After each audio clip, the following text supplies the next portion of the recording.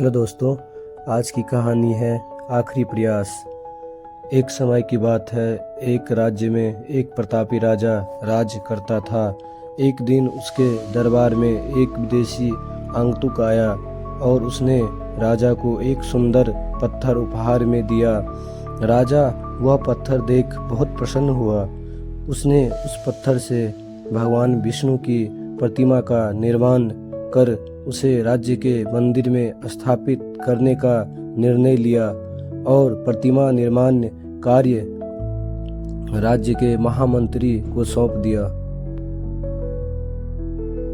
महामंत्री गांव के सर्वश्रेष्ठ मूर्तिकार के पास गया और उसे वह पत्थर देते हुए बोला, महाराज मंदिर में भगवान विष्णु की प्रतिमा स्थापित करना चाहते हैं।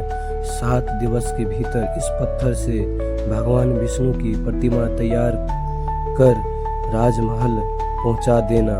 इसके लिए तुम्हें 50 स्वर्ण मुद्राएं दी जाएगी।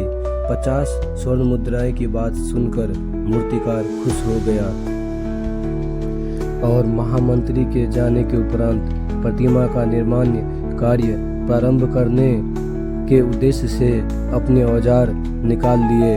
अपने औजारों में से उसने एक हथौड़ा लिया और पत्थर तोड़ने के लिए उस पर हथौड़े से वार करने लगा, किंतु पत्थर जस का तस रहा।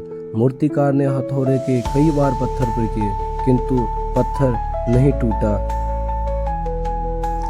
50 बार प्रयास करने के उपरांत मूर्तिकार ने अंतिम बार प्रयास करने के उद्देश्य से हथौड़ा उठाया, किंतु यह सोचकर पत्थर पर प्रहार करने के पूर्व ही उसने हाथ खींच लिया कि जब 50 बार वार करने से पत्थर नहीं टूटा तो अब क्या टूटेगा।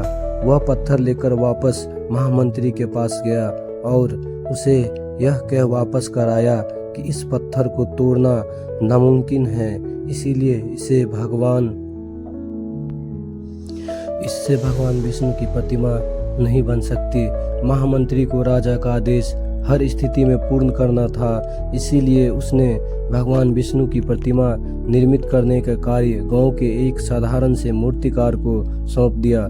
पत्थर लेकर मूर्तिकार ने महामंत्री के सामने ही उस पर हथौड़ों से प्रहार किया और वह पत्थर एक बार में ही टूट गया।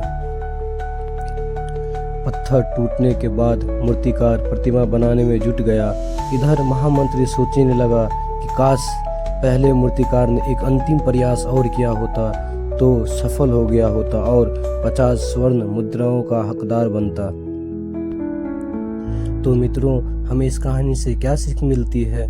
मित्रों, हम भी अपने जीवन में ऐसी परिस्थितियों से दो चार होते रहते हैं। कई बार किसी कार्य को करने के पूर्व या किसी समस्या के सामने आने पर उसका निराकरण करने के पूर्व ही हमारा आत्मविश्वास डगमगा जाता है और हम प्रयास किए बिना ही हार मान लेते हैं। कई बार हम 1-2 प्रयास में असफलता मिलने पर आगे प्रयास करना छोड़ देते हैं, जबकि हो सकता है कि कुछ प्रयास और करने पर कार्य पूर्ण हो जाता या समस्या का समाधान हो जाता। यदि जीवन में सफलता प्राप्त करनी है तो बार बार असफल होने पर भी तब तक प्रयास करना नहीं छोड़ना चाहिए जब तक सफलता नहीं मिल जाती। क्या पता जिस प्रयास को करने के पूर्व हम हाथ खींच ले वही हमारा अंतिम प्रयास हो और उसमें हमें कामयाबी प्राप्त हो। धन्यवाद मित्रों।